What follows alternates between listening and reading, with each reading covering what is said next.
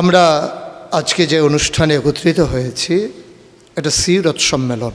নবীজির জীবনের দুইটি দিক, একটি হচ্ছে সুরত আর একটি হচ্ছে সিরত। সিরত অনুকরণীয় আর সুরত প্রশংসনীয়। এ সুরত ধারণ করার ক্ষমতা কোনো মানুষের নেই। শামাইলে তিরমিজির হাদিসগুলো যখন পড়তাম, হৃদয়ের আয়নায় একটা মূর্তি দাঁড় করিয়ে নিতাম, একটা অবয়ব দাঁড় করিয়ে নিতাম, একটা আকৃতি মনে মনে কল্পনায় ভাসিয়ে নিতাম। চাইতাম আমিও যদি এমন হতে পারতাম, কিন্তু যা হবার নয়। তিনি ছিলেন মধ্যম আকৃতির সুঠাম দেহের অধিকারী একটি মানুষ। তার চুলগুলো ছিল ঘাড় পর্যন্ত প্রলম্বিত, হালকা হালকা কোঁকড়ানো। তিনি যখন চুলের ভিতরে তৈল দিয়ে আছড়াতেন, মনে হতো মৃদুমন্দ ঢেউ দেখা যায়। তার কপাল ছিল চওড়া, ভ্রুগুলো ছিল জোড়া ভ্রু, ধনুকের মতো বাঁকা। চোখের পাতাগুলো ছিল ফুটন্ত গোলাপের গোলাপি রঙের এক একটি পাপড়ির মতো। তিনি কখনো বা যখন চোখের পলক ফেলতেন, মনে হতো মৃদুমন্দ বাতাসে গোলাপ পাপড়ি যেন দোল খাচ্ছে। তার চোখের সাদা অংশ ছিল রক্তিমাভ সাদা, কালো অংশ ছিল কৃষ্ণ কালো। তার নাকটা ছিল খাড়া, নাকের ছিদ্রগুলো ছিল ছোট ছোট। নাকের নিচে ছিল সরু চিকন গোঁফ, গোঁফের নিচেই সেই গোলাপি রঙের ঠোঁট।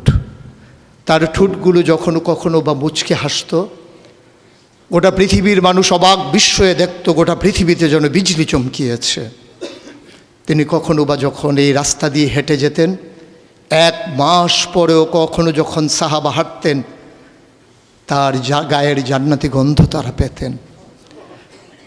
মায়েরা উম্মাহাতুল মুমিনিন যারা, তারা নবীর যখন কখনো এই ঘামে ভেজা শরীর নিয়ে ঘরে ঢুকতেন, কপালের ভিতরে মুক্তোর দানার মতো ঘামগুলো যখন জমে থাকতো, মায়েরা ছোট্ট শিশি খুঁজে সেই ঘামগুলো শিশিতে ভরে জমা রেখে দিতেন, কখনো বা ঈদে কোনো অনুষ্ঠানে যেন আতর হিসেবে ব্যবহার করতে পারেন।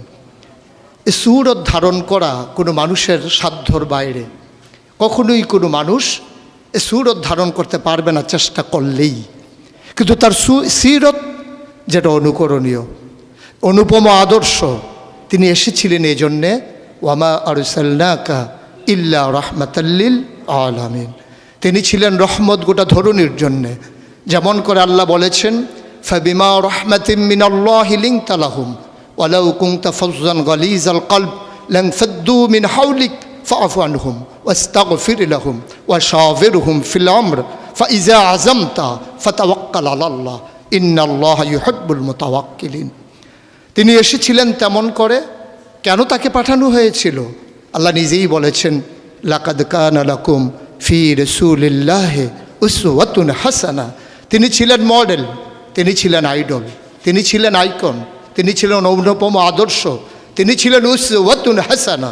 তিনি গোটা মানব জাতির জন্যে সকাল থেকে সন্ধ্যা, রান্নাঘর থেকে সংসদ ভবন, তার জীবনের ব্যক্তি জীবন, পারিবারিক জীবন, সমাজ জীবন, রাষ্ট্রীয় জীবন, অর্থনৈতিক জীবন, ইন্টারন্যাশনাল রিলেশন, সকল ক্ষেত্রে তিনি ছিলেন আদর্শ, তিনি ছিলেন মডেল, তিনি ছিলেন আইকন।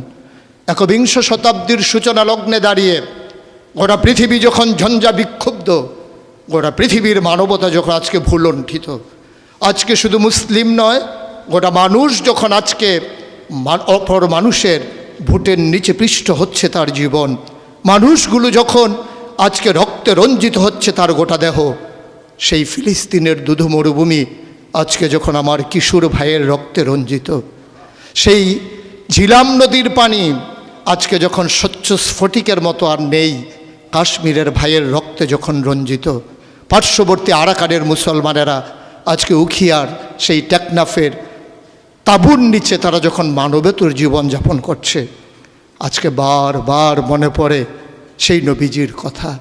তিনি যদি আজকে আসতেন কোনো একটা ভূখণ্ডে, আমরা যদি দৌড়ে দৌড়ে তার কাছে যেতে পারতাম, গোটা মানবতা যদি বলতে পারতাম মুক্তি চাই, স্বাধীনতা চাই, ভোটের নিচ থেকে জীবন চাই, তিনি হয়তো আঁকড়ে ধরে বলতেন, এখানেই শান্তি, চলে এসো উদখুলু ফিস সিলমে কাফা, তাহলেই তোমাদের জন্য প্রশান্তি, তাহলেই তোমাদের জন্য মৃত্যুর, স্বাভাবিক মৃত্যুর গ্যারান্টি। কখনোই আর ঝঞ্ঝা বিক্ষুব্ধ পৃথিবীতে তোমাদেরকে বুক পেতে দিতে হবে না বুলেটের সামনে। যদি এমন হতো আমাদের কথাগুলো হতো কোরআনের কথার মতো, ওয়ামান আহসানু কাওলাম মিম্মান দাআ ইলাল্লাহ ওয়া আমিলা সালিহান ওয়া ক্বালা ইন্নানী মিনাল মুসলিমিন। আমাদের তাগিদ জুতে হতো এমন, উদখুলু ফিস সিলমি কাফা, ইসলামে পরিপূর্ণভাবে চলে আসো। আমরা যদি সে কথা থেকে দূরে সরে আসতে পারতাম, আফাতুমিনুনা বিবাযিল কিতাব ওয়া তাকফুরুনা বিবাজ, কতই না সুন্দর হতো। ভালোবাসা যদি হতো এমন যে নবীকে যেমন করে আল্লাহ তাবারক ওয়া তাআলা ভালোবাসার আধার বানিয়েছিলেন, ইবাদতে যদি আমরা হতে পারতাম এমন, আন তা'বুদাল্লাহ কাআন্নাকা তারাহু ফাইন লাম তাকুন তারাহু ফাইন্নাহু ইয়ারাক। আমরা যদি সফলতা এমন হতে পারতাম, কাদ আফলাহাল মুমিনুন আল্লাযীনা হুম ফি সালাতিহিম খাশিউন। আমরা যদি দীপ্ত শপথ গ্রহণ করতে পারতাম, ইন্না সালাতি ওয়া নুসুকি ওয়া মাহইয়ায়া ওয়া মামাতি লিল্লাহি রাব্বিল আলামিন। আমরা যদি নিজেদের কুরবানির নজরানা এভাবে পেশ করতে পারতাম, ইন্নাল্লাহা ইশতারা মিনাল মুমিনিনা আনফুসাহুম ওয়া আমওয়ালাহুম বিআন্না লাহুমুল জান্নাহ। সেই দীপ্ত শপথ জীবনে ধারণ করে আমরা যদি উমর বিন আব্দুল আজিজের মতো ক্ষমতা যখন তার মসনদে তাকে বসানো হলো, তিনি আস্তে করে ঘরে ঢুকলেন, তার বিবির সামনে গিয়ে বললেন, উত্তরাধিকার সূত্রে যে অলংকারগুলো পেয়েছো রেখেছো কোথায়? অলংকারগুলো কাঠের বাক্সে ভরে যখন তার সামনে এনে দেওয়া হলো, বলছিল, এর ভিতরে আমি রক্তের গন্ধ পাই, এর ভিতরে আমি বাতিলের গন্ধ পাই। সুতরাং এই অলংকার তোমার না, এই অলংকার আমাদের জন্য গোলার কাটা, জাহান্নামের শাস্তির কারণ। তিনি সবগুলো অলংকার রাষ্ট্রীয় কোষাগারে জমা দিয়ে চোখের পানি ফেলে দিয়ে বলেছিলেন, পূর্বপুরুষের দায় পরিশোধ করলাম, পূর্বপুরুষের দায় পরিশোধ করলাম।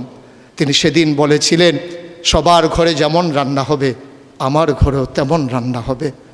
প্রিয় দিনী ভাইয়েরা, প্রিয় আলেম ভাইয়েরা, আমি যদি এভাবে বলি, আজকে ১৫০০ বছর পরে আজকে আমাদেরকে স্বীকৃতি দিতে হবে কবি ফররুখের মতো। তিনি বলেছিলেন, কোরআনের নূর বুকে পুড়ে নিয়ে দাঁড়ালে যখন মরুর পথে, মহাবেদনায় দেখলে মানুষ ভাসছে পাপের কলুষ স্রোতে।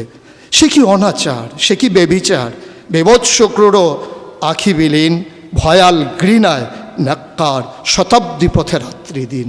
আসুন সবাই মিলে এই ঝঞ্ঝা বিক্ষুব্ধ পৃথিবীকে একটু ফুলময় করে দেই, একটু আনন্দঘন পরিবেশ করে দেই। ভবিষ্যৎ প্রজন্মের জন্যে আমরা একটা সুন্দর পৃথিবী বিনির্মাণ করি। আর এই সুন্দর পৃথিবী বিনির্মাণে ওলামায়ে কেরামের নেতৃত্বে যে সংগঠন আপনাদেরকে সামনে টানছে, হেরার দিকে নিয়ে যাচ্ছে, যে হেরার রশ্মির আলোতে আপনার জীবন, পরিবার, রাষ্ট্র, গোটা বিশ্ব, মনে রাখবেন, আপনি কখনোই বাংলাদেশের সন্তান নন, আপনি বাঙালি নন, আপনি বাংলাদেশি নন। আপনার আসল পরিচয় ইন্নানী মিনাল মুসলিমিন, আমরা মুসলমান। ভূখণ্ডগতভাবে আমরা বাংলাদেশি, ভাষাগতভাবে আমরা বাঙালি। আর আমার আসল পরিচয়, আমি যেখানেই থাকি আমার আল্লাহ এক, আমার কোরআন এক, আমার ক্যাবলা এক, আমার কাবা এক, আমার নবী মুহাম্মদুর রাসূলুল্লাহ সাল্লাল্লাহু আলাইহি ওয়াসাল্লাম তার নেতৃত্বে যেমন করে ১৫০০ বছর আগে মানুষগুলো একই পতাকায় ঐক্যবদ্ধ হয়েছিল, আজও তার রেখে যাওয়া আদর্শের ভিত্তিতে আসুন সকল ভেদাভেদ ভুলে সবাই এক হয়ে যায়। কওমি, সুন্নি, আলিয়া, নানান দলে বিভক্ত না থেকে আমরা সবাই মিলে বলি, আমরা একই মায়ের সন্তান। সেই মা যদি হয় হাওয়া, সেই মা যদি হয় ইব্রাহিমের স্ত্রী, আমাদের জন্য যারা মা, তাহলেই আমরা মনে করি আমরা একীভূত হওয়া সম্ভব। আসুন ভাগাভাগি নেই, আমি চৌধুরী, আমি সরকার, আমি পেশকার, কোনো পরিচয় আমার আসল পরিচয় নয়। আমার আসল পরিচয় আমি মুসলিম।